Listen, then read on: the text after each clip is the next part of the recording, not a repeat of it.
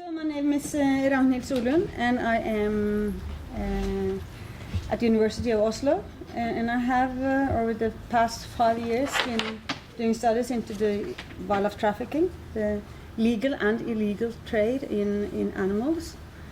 And this is a topic that is increasing worldwide. I don't know how many of you are aware of this, but this is regarded as the second to third largest crime in terms of the global economics within it.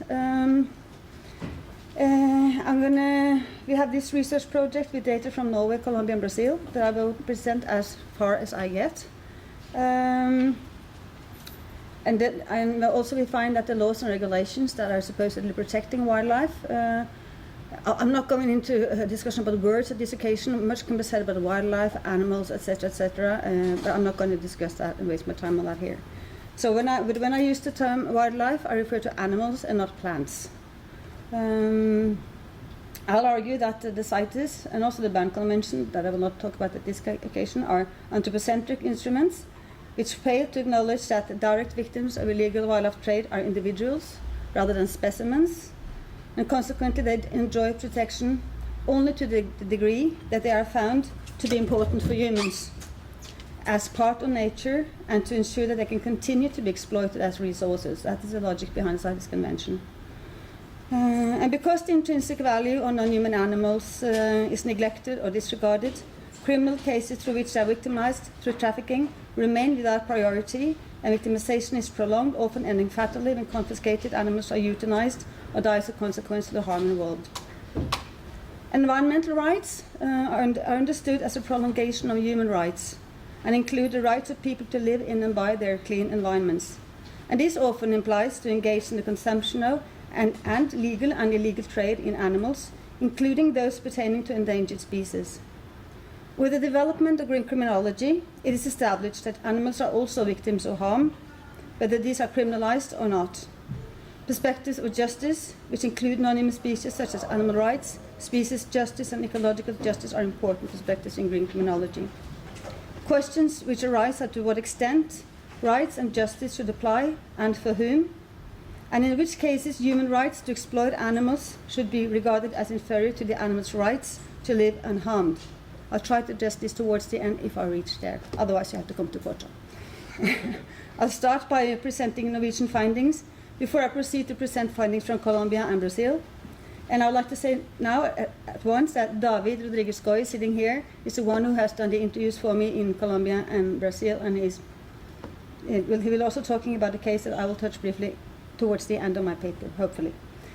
So the question is whether there may be a tension between humans' environmental rights and species justice, that is, animals' rights to live unharmed, and whether this applies in all kinds of wildlife trade, for example, indigenous groups or use of non-human species.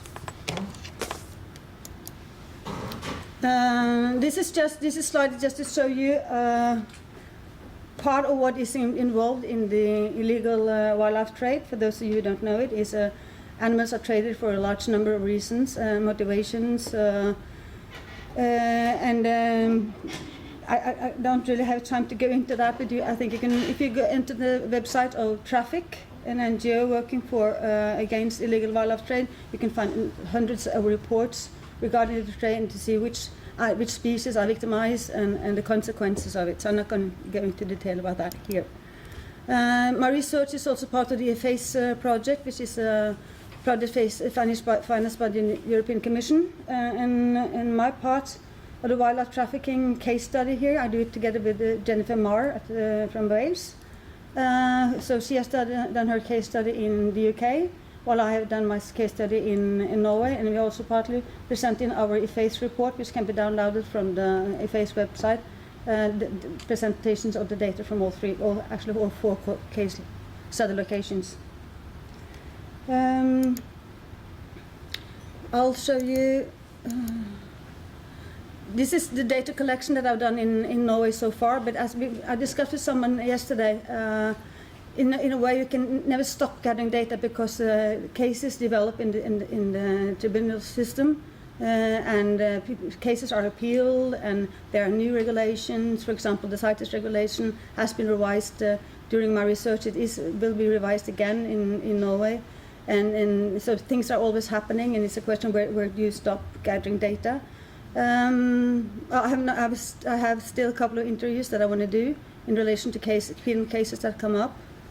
The reason why I have this great number of penal cases, more than 900 penal cases, and files up like this, is because there is no consistent coding in the Norwegian penal Strasak, the police statistics systems, which can reveal whether a case is a CITES case or not, and definitely whether it's an animal or not. So these are coded under other laws and regulations. The wildlife law should apply in CITES cases. It won't always do that, which I will return to in a specific case. And these cases coded as illegal importation dealing with exotic species is a regulation under the Animal Welfare Act, which was introduced in the 1970s. And these basically cover reptiles.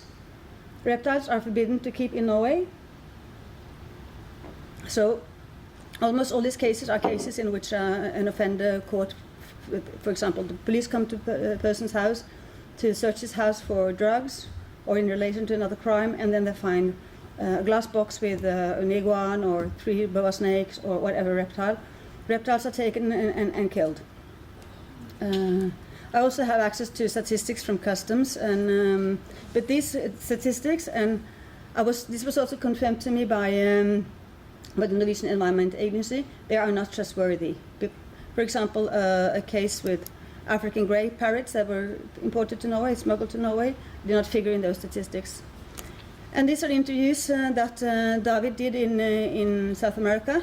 I also actually did a Skype interview that David set up for me with a group from the Centro de Rehabilitación de Fauna Silvestre in Bogotá.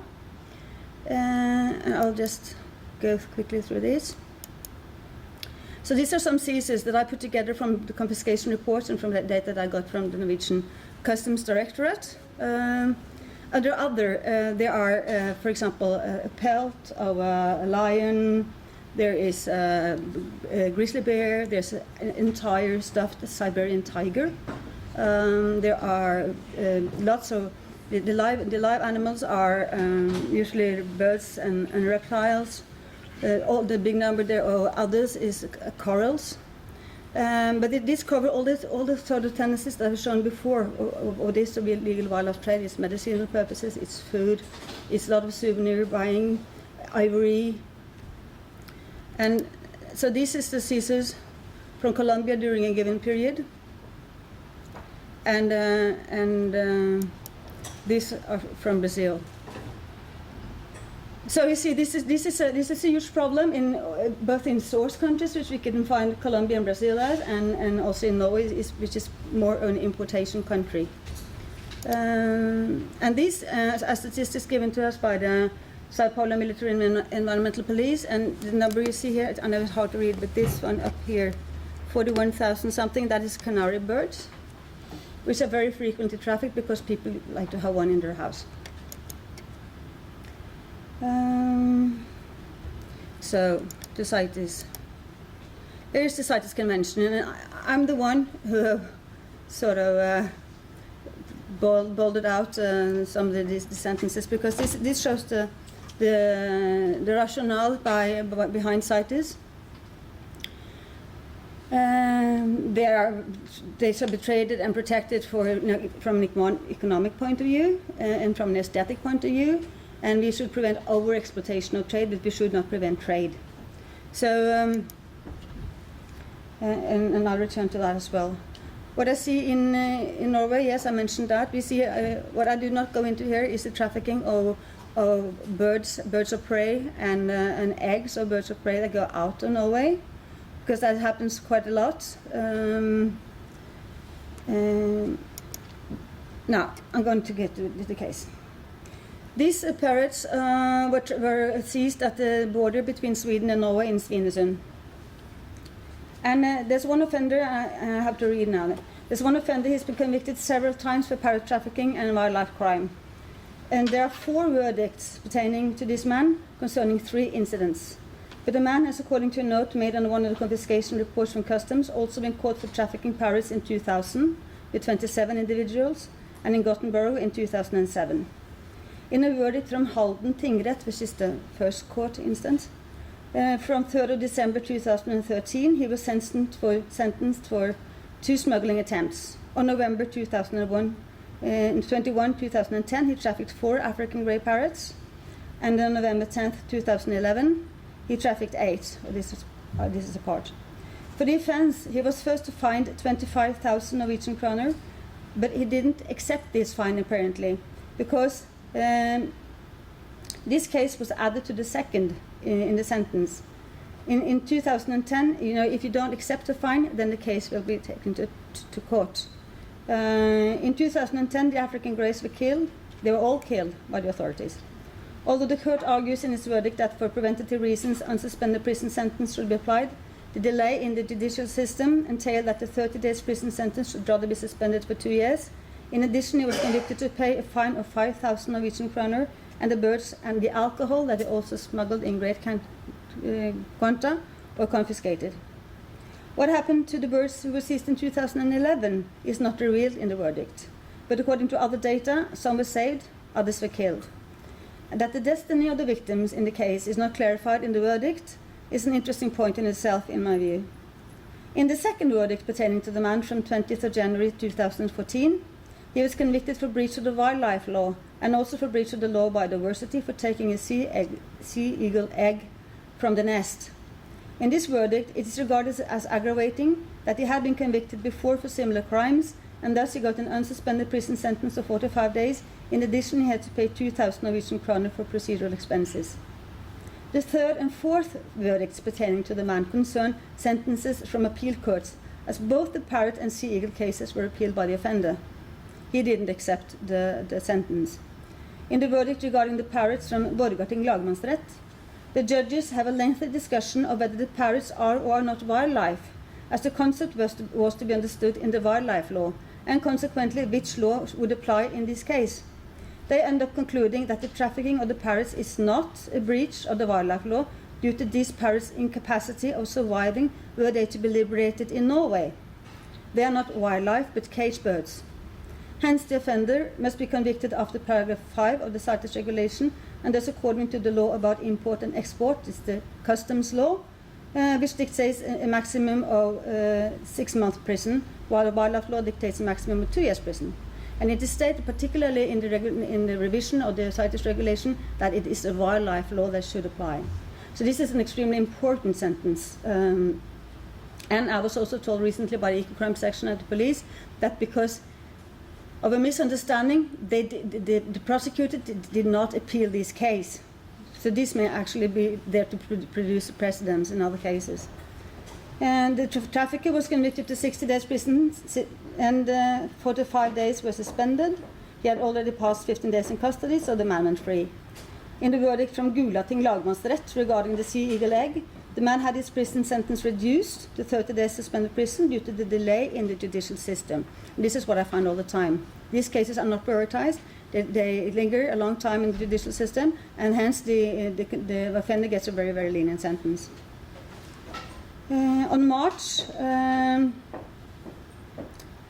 so these offences are usually punished by means of a fine.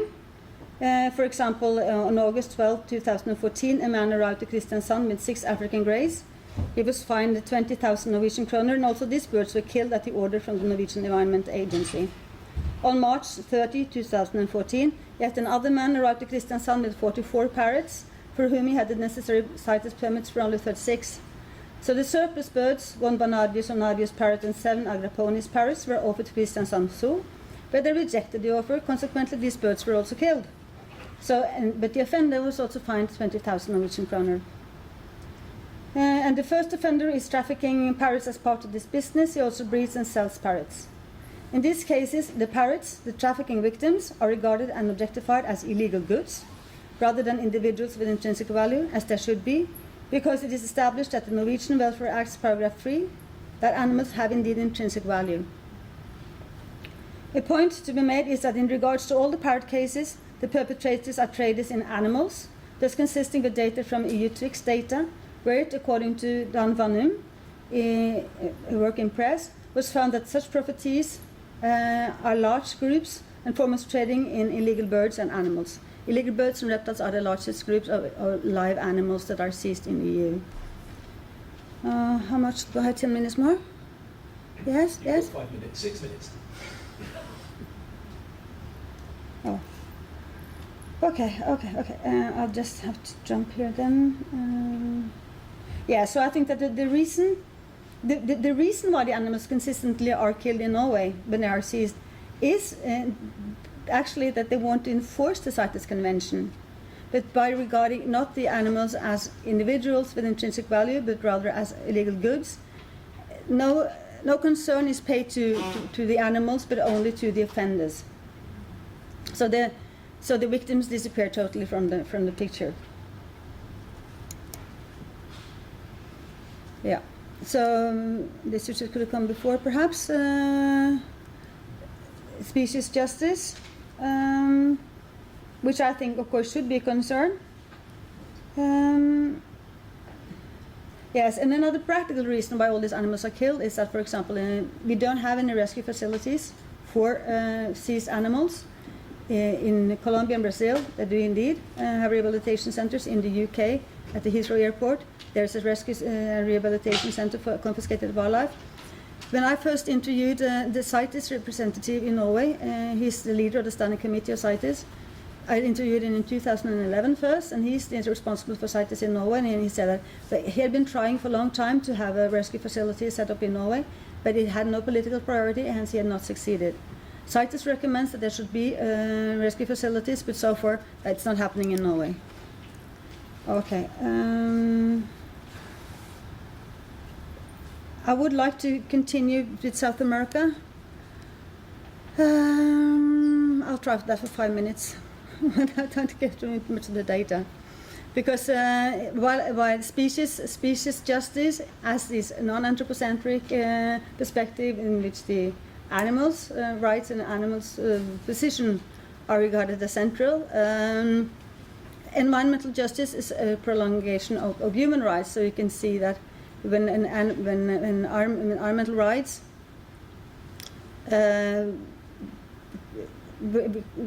comes together with species justice, is a question who should be accorded most rights. It said, for example, in a call that was sent out from the European Commission quite recently, last year actually, and responded to that because in argument for why it is important to focus on wildlife trafficking is that wildlife represent resources that people need to use. So when resources are taken, that may create social unrest. So this is all the time. I think this is the reason. This is the reason why not perhaps why Cecil the lion became important, but why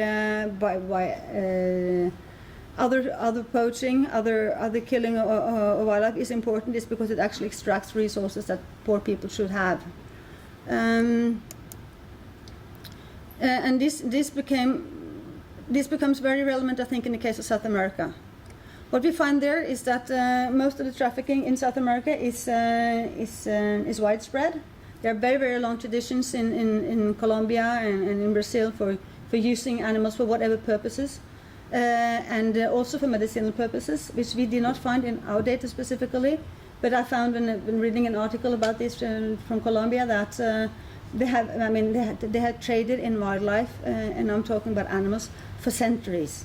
They are exported. For example, they traded in parrots in order to eat their tongues. It was a delicacy, and so parrots are not been traded only because they are beautiful and intelligent and nice, but also because they're regarded as food. So there are long cultural practices, the food and pet trade, and medicinal purposes. And there's the Pataroyo case that David will talk about, but that I will not have the time to enter into at all. I have to continue this in Porto. So these are the rescue centers in Bogota and in Sao Paulo. Sorry. How do I get this? How do I get? When I click, I come the wrong way. Huh? You can use the keyboard, please. Okay. Yes. So the scissors on the picture to the left, that is from Brazil, and those are some of the birds that you can see figure in the statistics from the confiscations of the Sao Paulo Environmental Police songbirds. And when the animals are taken in, they are examined to see how they are and whether they can be rehabilitated or not. They're put into quarantine. Many birds, for example, they can come in with broken wings, broken legs. They are just stuffed together in packages. And those that cannot be returned end up like this in maintenance in very, very poor conditions. Yes, so the primates are traded for the pet trade and the birds, but also for other reasons, which David will talk more about. And you said that tigrillo there, David, right? That one can never be returned, isn't that so? Yes. And these birds go of course internally in Colombia. There are very, very well established practices in having a parrot or an animal in your home among the lower strata in the population. When they move into the cities, they bring these traditions with them and just perform a market for this trade. And for example, one of the interviewees in Brazil, he said that how much? 2 minutes? 1 minute. Okay, I'll conclude in 1 minute. Okay. You shouldn't interrupt me. Took a minute now. and then when people move into the city, for example from the northeast, and they move into Sao Paulo, and they have this tradition of having animals. Whenever they go home, they will buy an animal and bring it with them back. If relatives come visiting them, they will come visiting with an animal. And those that make the money on this in South America, they are really scrupulous. They do not care about the animals. For example, this interviewee would say that we find so many animals in the garbage that are just dumped in boxes because it's still worthwhile continuing the trafficking because it pays. I'm sorry I didn't really get into a discussion here. I don't have the time. Oh, the point. I didn't get my point. Sorry. Perhaps you could ask me some questions about environmental rights and species justice.